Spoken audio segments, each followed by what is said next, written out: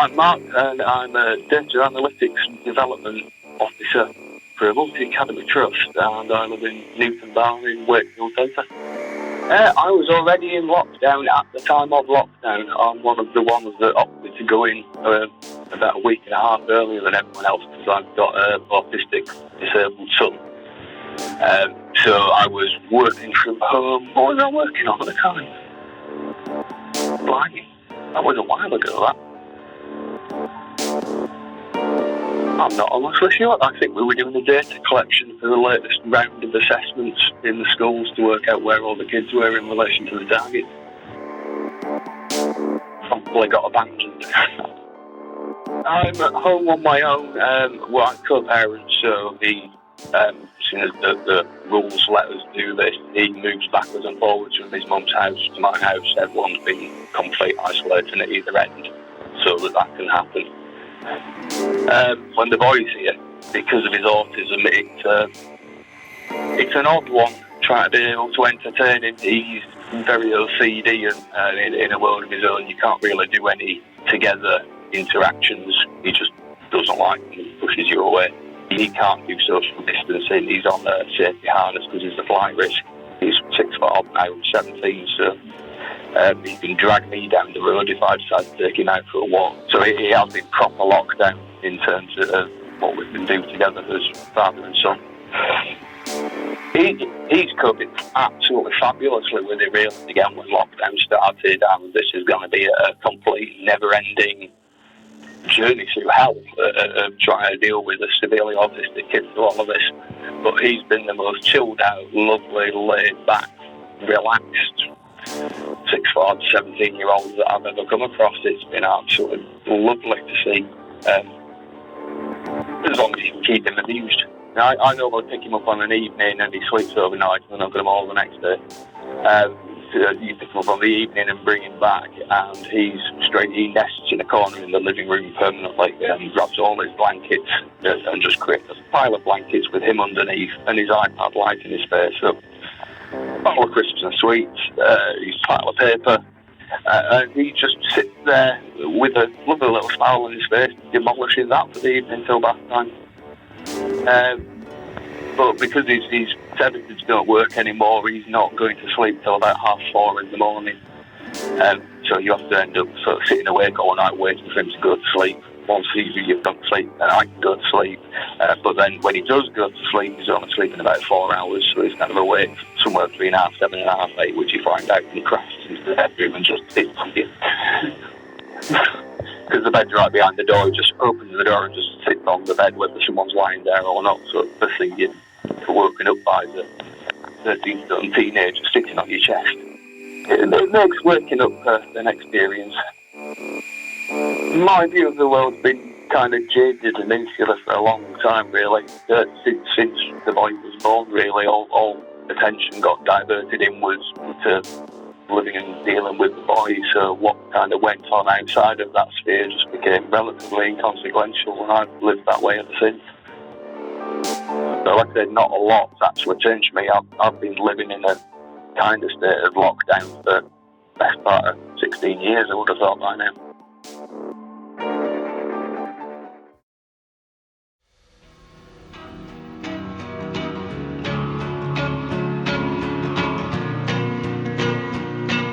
I'm Louise and I'm a secondary high school teacher of media studies and the arts. I work almost full time and teach every year group, and coronavirus has really changed the way we work, and every day now I set work online.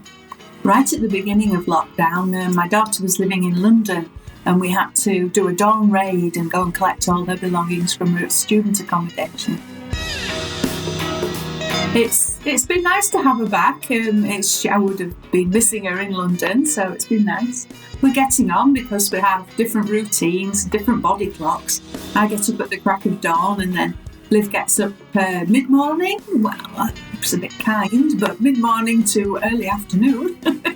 And she makes us bacon sandwiches, which is a bit naughty because we're not really meat eaters, but We've needed that little extra naughty treat to keep us going in lockdown. And we do our exercise separately, and she goes off for a walk with the headphones on listening to a tune, so I'm not invited to that. So it's been interesting to see what she's been doing with her uni course. They've really adapted and got a full-on uni course running online with Teams meetings, etc.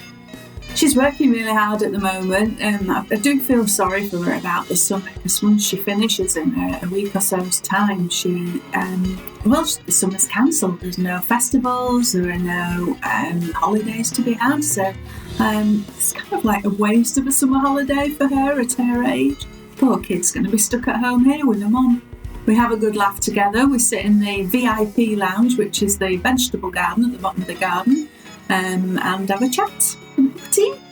I don't know if the pandemic has made me think differently, but it gives me some hope. There are some positive things that can come out of it. I've personally enjoyed the slower pace of life, and I think a lot of people would benefit from a slower pace of life and less rushing about.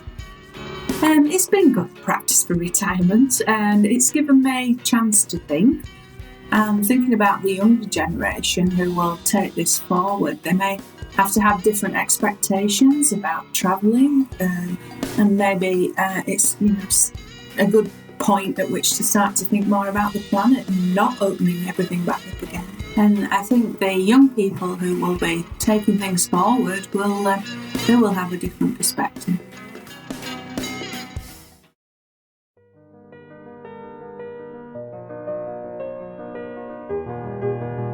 Hello, I'm Sally. I live in Sandal. I'm retired. Was in a bit of a state of flux before lockdown started. I'd had changes in my personal circumstances and was on the point of putting my house up for sale and moving. But of course, lockdown put paid to that. That's all on hold. So I was feeling a bit lost and very much alone. I've got my little dog to keep me company. I heard about the volunteering programme that was being launched, but at the time I didn't feel that emotionally it was the right thing for me, that I wasn't in a good place to support other people. But then I saw a call out for people who could sew to make scrubs for pinfields. And that's something I can do. So I got the sewing machine out of mothballs, and that's kept me occupied. And it's also made me feel useful. So we've been collecting old bedding.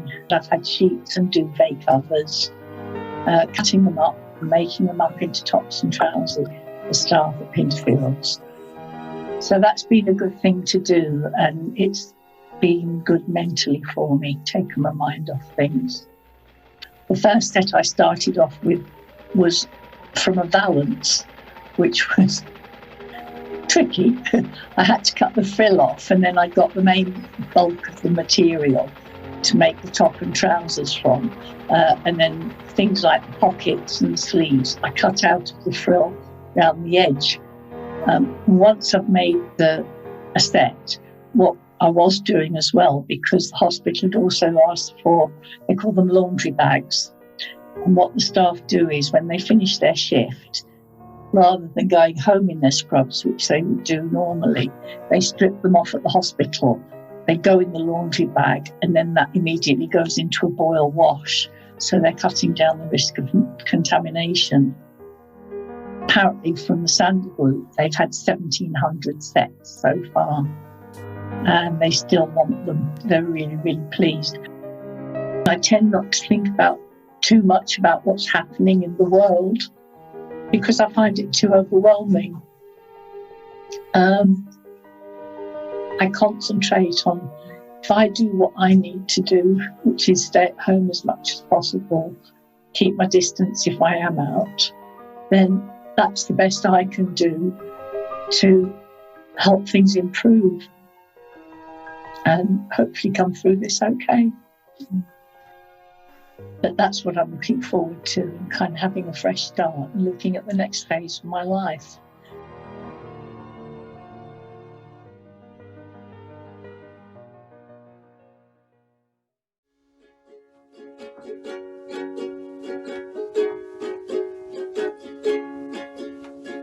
I'm Alana.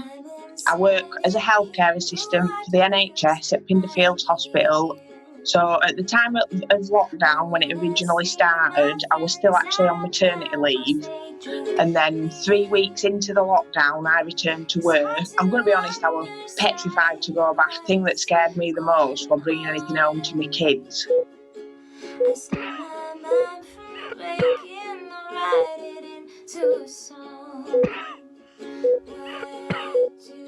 So assured by work that we'd be fine, they'd redeployed staff to the COVID wards that they'd made especially. So for all the shifts that I went back to work, I was actually looking after the COVID patients. So I was exposed to a high level of the virus. It was only my 3rd week back at work and I started presenting with symptoms. And I got sent home from work. I got tested, and then 2 days later I got the confirmed positive. But I was absolutely fine. I felt just really like I'd got a head cold. And then on the 5th day of me having the symptoms, that's when it started to get worse. They originally assessed me in my house, but because I was really struggling to breathe, they did say that I had to go to Pinderfields A&E. So I got into back at ambulance. My saturations started dropping, so I was straight away put on 15 litres of oxygen. When I got to Pinderfields, I had blood tests and all sorts. I was hypoxic, where I'd not got enough oxygen running through my blood. I'd got pins and needles. My feet and my hands were numb. But they managed to get on top of it. They were absolutely brilliant. And then I started to be able to maintain my own saturations again. So they put my oxygen down to 2 litres. And I seemed to maintain that over the 3 days that I was there. But it was like after effects that were worse for me. Like I'm still not 100% at the minute. Just feeling so tired and lethargic a lot of the time. And it's so hard when you've got 2 kids as well. When I came home from hospital, I had to self-isolate away from Joe and my kids for 7 days. Well, luckily, Joe didn't go back to work till this Monday, so that time I came back from hospital, Joe were off work, so I was able to get a decent amount of rest. I do think differently now to what I did before. Like, I'll make more of an effort to be able to see friends and family on a daily basis. So it's just the small things that everybody takes for granted that's had a massive effect on us. It's not anything big that I'd change, it's just the things that you don't really normally think about when everything's normal.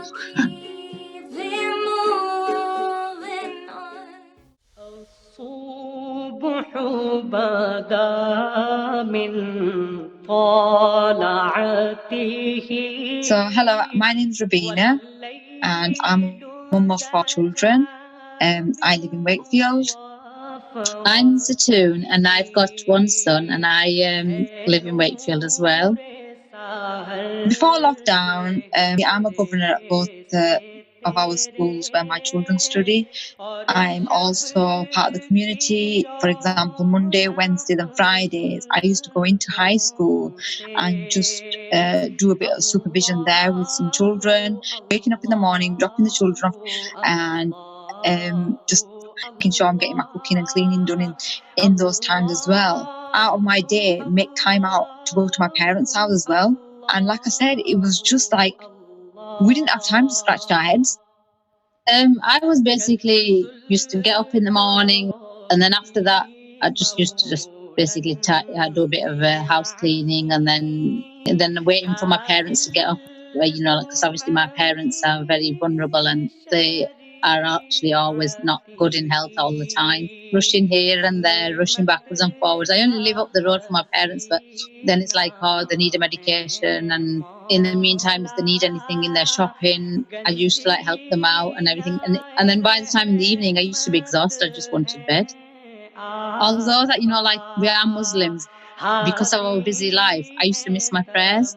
When it came to the lockdown, for Eid, it was like a lot better because we spent it at home with our parents rather than going to everybody else's house and joining in with everyone else. They were at home, we were at home, so we had a nice time together at home. We do celebrate and we like make things what our children like as well. And it's like basically making roast and rasmalai and jelly.